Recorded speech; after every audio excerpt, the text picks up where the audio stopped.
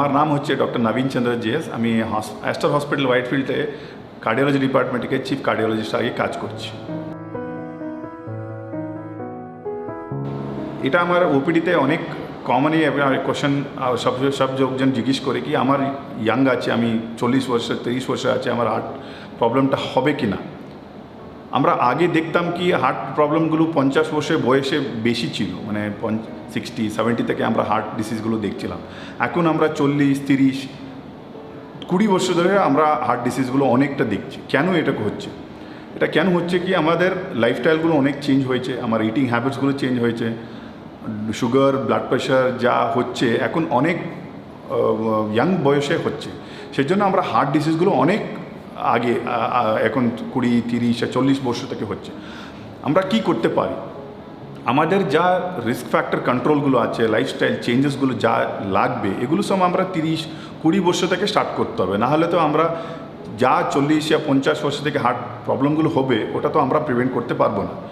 আগে আমরা যা ছিল 50 বছর পরেই হার্ট প্রবলেমটা হচ্ছে এরকম এখন নেই।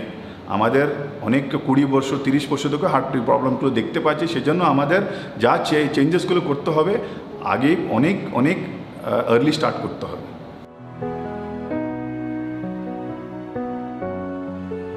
ব্লাড প্রেশার সব ব্লাড প্রেশার পেশেন্টের সিমটমস থাকতেই হবে এরকম কিচ্ছু নেই। আমরা দেখছি অনেক পেশেন্টে দেখছি 200 থেকে বেশি ব্লাড প্রেশারটা থাকে বাট কোনো সিমটমস হয় না। এটা কমনলি এরকম আমরা দেখতে পারি। এটা আমরা সেই জন্য আমরা ব্লাড প্রেশারকে সাইলেন্ট কিলার বলি। মানে 90% থেকে উপরে লোকজনের যখন ব্লাড প্রেশারটা বেশি থাকে কোনো সিমটমস থাকে না। যখন সিমটমসগুলো আসে তখন অনেক দেরি হয়ে যায়, মানে অলরেডি কমপ্লিকেশন, হার্ট অ্যাটাক ইয়া স্ট্রোক এমন কিছু হয়ে যাচ্ছে। সো আমরা ব্লাড প্রেশারগুলো আগেই দেখতে হবে। আর ব্লাড প্রেশারগুলো না মাপে আমরা কোনো সময় বোঝা যাবে না কি ব্লাড প্রেশার বেশি আছে। আমরা সিমটমের উপরে নির্ভর করলে তো আমরা অনেক পেশেন্টে আমরা মিস করে যাই। সেই জন্য blood pressure absence of symptoms যা বলি, ব্লাড প্রেশার আর সিমটমসগুলো একই রকম হয় না। সো রেগুলারলি ব্লাড প্রেশার দেখার অনেক ইম্পর্ট্যান্ট হয়। সব হার্ট অ্যাটাক পেশেন্টে বুকে ব্যথা থাকতেই হবে এরকম কিছু নেসেসিটি আছে এমন কিছু নেই। মানে আমরা যা দেখছি মোর দেন 50% পেশেন্টের কোনো সময় বুকে ব্যথা থাকেই না, ওনাকে ম্যাসিভ হার্ট অ্যাটাকটা থাকে। অনেক পেশেন্টে শুদ্ধ একটু ব্রেথলেসনেস মতন হয়, শ্বাসকষ্টটা হয়, গ্যাস্ট্রিক সিমটমসগুলো আসে, ভমিটিং আসে, পিঠে ব্যথা আসতে পারে, অনেক left hand right hand pain কোনো সিমটমসগুলো আসতে পারে। মানে 50%-এর বেশি লোকজনের নর্মাল যা চেস্ট পেন আমরা বলি আসতে এরকম নেসেসিটি নেই কি ওনার বুকে ব্যথাই থাকতে হবে। সেটা ইম্পর্ট্যান্ট। কেন কি আমরা অনেক পেশেন্টে আমরা মিস করি, পেশেন্টও মিস করি, ডক্টরও মিস করি কোনো সময়। কেন কি মোর দেন 50% পেশেন্টের বুকে ব্যথা আসে না। সেই জন্য স্পেশালি ডায়াবেটিক্সটা যা হয়, ওল্ড এজ ফিমেলটা হয়, ও লোকজনের নর্মালি বুকে ব্যথা আসেই না। জাস্ট আমরা টায়ার্ডনেস থাকে, জাস্ট একটু ঘাম হয়, সেই পেশেন্টগুলো বুকে ব্যথা মানে হার্ট অ্যাটাকটা হতে পারে। সেই জন্য এনি আবনর্মাল সিমটমস, আনন্যাচুরাল সিমটমস যা বলি, যখন স্পেশালি পেশেন্টের রিস্ক ফ্যাক্টর থাকে, ডায়াবেটিক হাইপারটেনসিভ পেশেন্টে এরকম সিমটমস থাকলে আপনি তো তাড়াতাড়ি একটা ইসিজি করে একটা কার্ডিওলজিস্ট না হলে ফিজিশিয়ানকে মিট করাই ভালো। কেন কি অনেক পেশেন্ট আমরা হার্ট অ্যাটাক শুদ্ধ চেস্ট পেনের উপর নির্ভর করলে আমরা মোর দেন 50% হার্ট অ্যাটাকটাকে মিস করি। আমরা ডায়াবেটিক্সটা ভালো করে কন্ট্রোল করলে সব হার্ট অ্যাটাকগুলো আমরা অ্যাভয়েড করতে পারবো এমন কিছু নেসেসিটি নেই। সুগার অনেক পেশেন্টটা এরকম হয় কি HbA1c 6.57 না থাকে, ভালো কোলেস্ট্রলটা সুগারটা কন্ট্রোল থাকে, কিন্তু ওনার হার্ট অ্যাটাকটা হয় না হলে তো হার্টে ব্লক থাকে। যখন ওরা ডায়াবেটিক পেশেন্টের অনেকগুলো রিস্ক ফ্যাক্টর থাকে, মানে কোনো সময় ব্লাড প্রেশার থাকে, ওবেস থাকে, কোনো এক্সারসাইজ না থাকে, কোলেস্ট্রল থাকতে পারে। সো সেই জন্য শুদ্ধ কোলেস্ট্রলটা আমরা কন্ট্রোল করলে, ডায়াবেটিক্সটা কন্ট্রোল করলে সব হার্ট অ্যাটাক হার্ট ব্লকগুলো আমরা প্রিভেন্ট করতে পারবো না। কি করতে হবে? মানে যা আলাদা রিস্ক ফ্যাক্টরসগুলো থাকে ওটাও আমরা রিস্ক ফ্যাক্টর ভালো করে কন্ট্রোল করতে হবে। স্পেশালি আমরা কোলেস্ট্রল নর্মাল লোকজনের আমরা যা লিমিটটা থাকে, মানে এলডিএলটা যা লিমিটটা থাকে যখন আমরা কোলেস্ট্রল ট্যাবলেটটা স্টার্ট করি, সেই লিমিটটা আমরা একটু কম, ডায়াবেটিক্সে একটু কমই রাখি।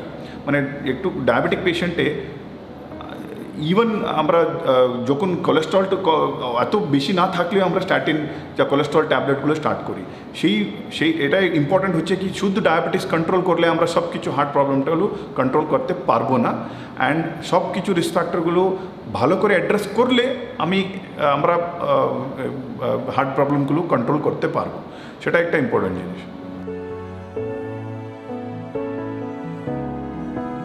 আমাদের হার্টে ফ্যামিলিতে হার্ট প্রবলেমটাগুলো থাকলে আমাদের হার্ট প্রবলেমগুলো আসার রিস্কটাও বেশি থাকে, এটা একটা ইম্পর্ট্যান্ট জিনিস।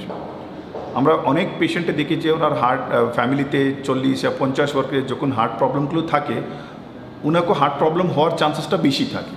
তো এই পেশেন্টগুলো আমরা প্রিভেন্ট করতে পারবো কি না? নিশ্চয়ই আমরা প্রিভেন্ট করতে পারবো।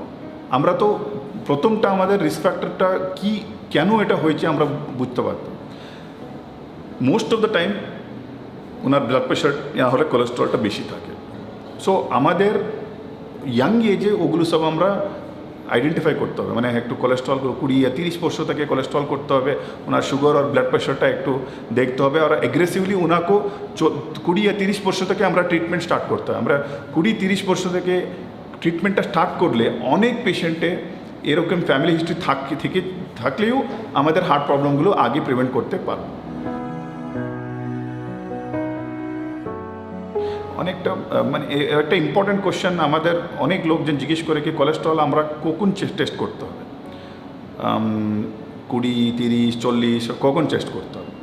আমি আগেও জিজ্ঞেস করলাম কি অনেক হার্ট প্রবলেমগুলো এখন আর্লি এজে আসতে, মানে 30, 40, 50 বছরের হার্ট প্রবলেমগুলো অনেক কমন হয়েছে। সেজন্য আমাদের কোলেস্ট্রল চেকআপটাও অনেক আগে স্টার্ট করতে হবে। এখন যা গাইডলাইন্স হচ্ছে 20 বা 30 বছর থেকে আমাদের ফার্স্ট কোলেস্ট্রলটা চেক করে একটু অবনর্মাল থাকলে আমাদের 6 মাস পর কোলেস্ট্রলগুলো রিপিট করে দেখতে হবে, না হলে বছরে একবার কোলেস্ট্রলটা রিপিট করে দেখতে হবে। এটা ইম্পর্ট্যান্ট কেন হচ্ছে কি কোলেস্ট্রল বেশি থাকলে আমরা ট্রিটমেন্টগুলো অনেক আগেই স্টার্ট করতে হবে। এটা 20 বছরে 30 বছরে কোলেস্ট্রল বেশি থাকলে তখনই আমরা ট্রিটমেন্টগুলো স্টার্ট করতে হবে। সেই জন্য কোলেস্ট্রল যত তাড়াতাড়ি আমরা দেখি ওটা বেটার, আর ট্রিটমেন্টগুলো যত তাড়াতাড়ি স্টার্ট করছি হার্ট প্রবলেমগুলো আগে যা হওয়ার হার্ট প্রবলেমগুলো আমরা অনেকগুলো কম করতে পারবো।